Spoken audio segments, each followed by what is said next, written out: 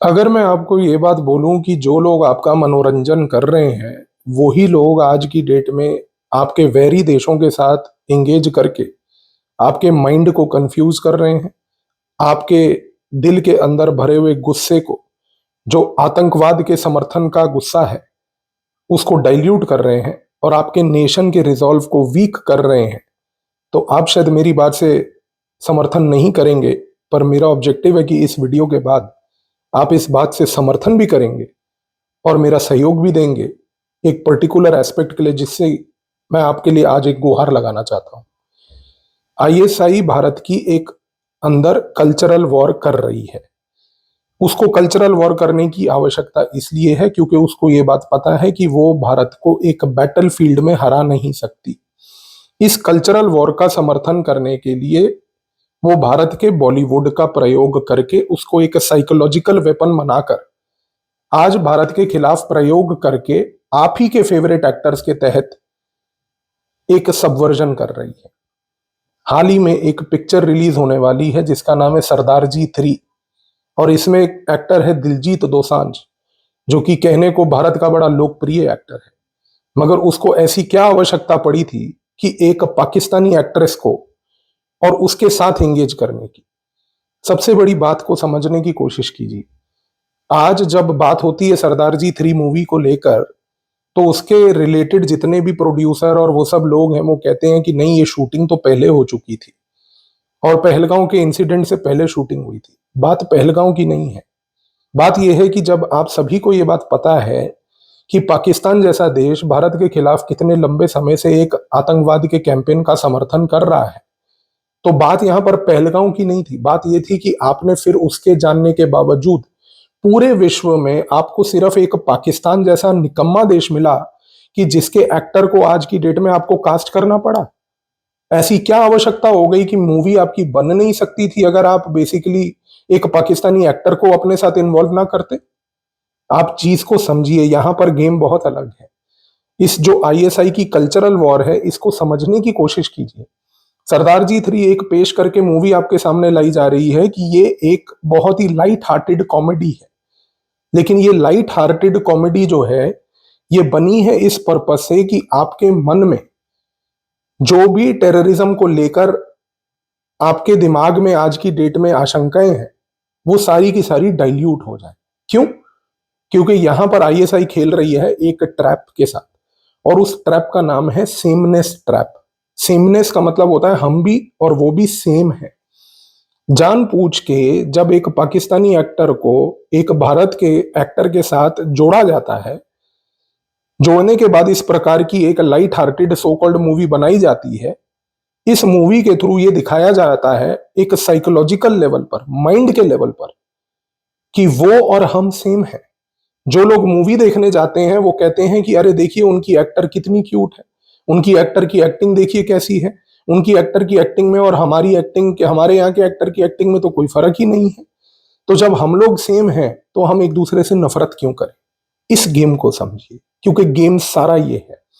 क्योंकि गेम का सबसे बड़ा पॉइंट ये है कि आईएसआई भारत में इस कैंपेन के थ्रू ये चलाना चाहती है कि आज टेररिज्म और पाकिस्तान की सोसाइटी दो अलग वर्ग है। अलग वर्ग नहीं है, क्योंकि एक सोसाइटी किसी देश की अगर एक रेजिम का समर्थन करती है टेररिज्म में, उसके खिलाफ रिवोल्ट नहीं करती है खड़े होकर, तो वो सोसाइटी भी टेररिस्ट सोसाइटी है। इस गेम को अगर आप समझेंगे तो आप समझेंगे कि आपके साथ यहां पर क्या खेल हो रहा है। क्योंकि इन प्रकार की मूवीज से एक पीपल टू पीपल टाइज बनाने की इमेज आपके सामने पेश की जाती है, और ये इमेज के पीछे जो मैसेज होता है वो बड़ा सिंपल है कि अगर कोई दोनों देशों के बीच में टेररिज्म है या किसी प्रकार की कोई टेंशन है, तो उसका आंसर आज की डेट में कॉमेडी है। यानी कि पाकिस्तान की आप ब्यूटी देखिए कि इस प्रकार की कल्चरल वॉर के थ्रू, इस प्रकार की नरेटिव वॉर के थ्रू जो Bharat serious allegation of terrorism Pakistan के खिलाफ लगाता है, उसको डाइल्यूट करने के लिए पाकिस्तान कहता है कि हम आपके साथ कॉमेडी करेंगे। और ये चीज सिर्फ एक दिलजीत दोसांझ जैसे व्यक्ति के साथ नहीं है, इसकी पूरी एक इतिहास है। पाकिस्तान को यह बात हमेशा से पता है कि वो भारत को बैटल फील्ड पे नहीं हरा सकता, तो माइंड और कल्चरल लेवल पर हराए। 2016 में जब पाकिस्तान ने 19 भारत के सोल्जर्स को उरी में मारा था, उसके बाद उस समय एक मूवी आ रही थी और उस मूवी में एक पाकिस्तानी एक्टर था फवद खान नाम का।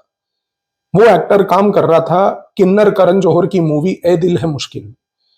और उस मूवी के अंदर भी जब लोगों ने उसको, फवद खान को बोला कि आप कंडेम कीजिए कि जो उरी में हरकत हुई, उसने कंडेम नहीं किया।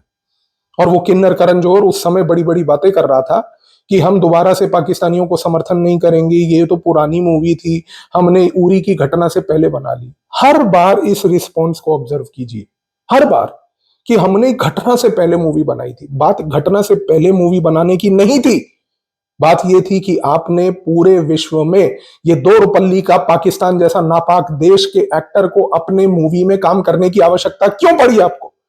क्या पूरे विश्व में आपके पास कोई और एक्टर नहीं था कि आपको आज की डेट में पाकिस्तान जैसे देश के एक्टरों को अपनी मूवीज में लाना पड़ा? इस गेम को जब तक आप लोग नहीं समझेंगे तब तक आपको ये चीज समझ आनी चाहिए कि आप आईएसआई के कल्चरल वॉर के शिकार बनते रहेंगे। आप ये चीज को देखिए कि 2016 में जब उरी हुआ, उस समय जब ये किन्नर करण जौहर को लेके ये बात हो रही थी, उसी के बाद एक साल बाद 2017 में शाहरुख खान की मूवी आती है रईस, और उस मूवी में भी वो माहिरा खान को बेसिकली एक्ट करवाता है। और उसके बाद वो कहता है कि भाई ये मूवी भी हमने उरी घटना से पहले बनाई थी। और इसके साथ साथ आतिफ असलम, हमारे देश के ये दो कौड़ी के निब्बा निब्बी जो सारा दिन इंस्टाग्राम पे पड़े रहते हैं और फालतू गाने सुनते हैं उस घटिया आदमी के, पाकिस्तानी आतिफ असलम के, ये व्यक्ति जो है आज की डेट में आईएसआई के द्वारा स्पॉन्सर किए गए, पाकिस्तान मिलिट्री के द्वारा स्पॉन्सर किए गए कॉन्सर्ट्स के अंदर जाकर वहां पर परफॉर्म करता है। और इन जैसे लोगों के गाने भारत में चलते हैं। भारत एक मजाक बन रखा है, ये देश एक लेबोरेटरी बन रखा है आईएसआई के इस प्रकार की गतिविधियों का। और तो और आप देखिए 2015 में ये आमिर खान, इसको उस समय बड़ी प्रॉब्लम हुई थी भारत से, जब इसने एक स्टेटमेंट दिया था कि भारत में तो बहुत ज्यादा इंटॉलरेंस बढ़ रही है।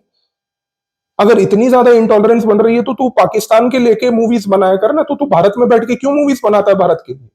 भारत की ऑडियंस क्यों देखे तेरी मूवीज फिर?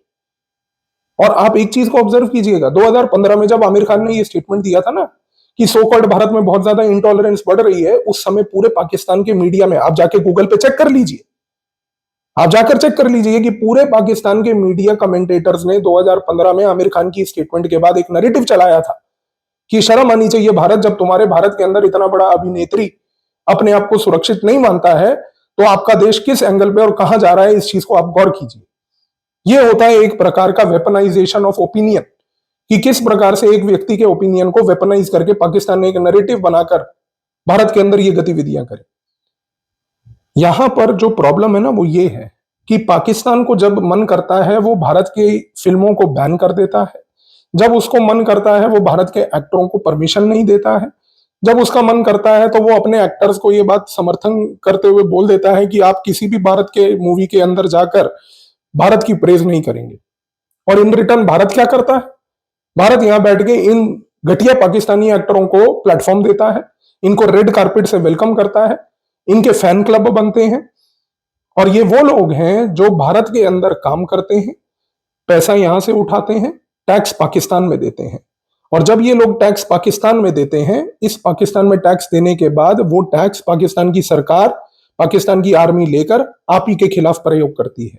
कितनी बढ़िया चीज है कि ये तो वही बात हो गई कि आओ मैं आपको गले लगूं, गले लगाने के बाद आपके पीठ पे चाकू खोबूं, और चाकू खोबने के बाद आपको बोलूं कि कैसा लगा, आप बोलोगे बहुत अच्छा लगा, ये ले 1 लाख रुपया भी ले ले मेरे से। ये हो रहा है आपके साथ। अब आप बोलेंगे कि इस कॉन्टेक्स्ट में हम क्या कर सकते हैं? इतने लाचार मत बनिए आप लोग, क्योंकि आज इन जैसे लोगों को, चाहे वो दिलजीत दोसांझ हो, चाहे वो आमिर खान हो, शाहरुख खान हो, ये 2 टके का सलमान खान हो, इन सारे लोगों के साथ अगर आप लोग इस प्रकार का व्यवहार कर रहे हैं तो आप ही जिम्मेदार हैं। आप सोचना चाहते हैं कि आप क्या करें? सबसे पहले इनकी मूवीज को देखना बंद करें, इनके गानों को सुनना बंद करें, बॉयकॉट करें, इनको आउटराइट बॉयकॉट करें। करेंगे बॉयकॉट? प्रॉब्लम है कि वो नहीं होगा। अभी कुछ मूवी आती है एक इंटॉलरेंस वाले व्यक्ति की और 6 दिनों में वो कई 100 करोड़ रुपया कमा लेती है, बहुत अच्छी बात है। चाकू खोप खोप के पैसा आप उनको देते जाइए और फिर उसके बाद रोइए कि ये पाकिस्तान एक्टर्स को समर्थन क्यों देते हैं, ये पाकिस्तान का एजेंडा यहां पर क्यों चलाते हैं। प्रॉब्लम लोगों को समझनी है कि प्रॉब्लम लोग ही हैं, प्रॉब्लम ये लोग नहीं है, ये तो नापाक लोग हैं, ये किसी के नहीं है एक्टर्स, इनका कोई दिन ईमान नहीं होता।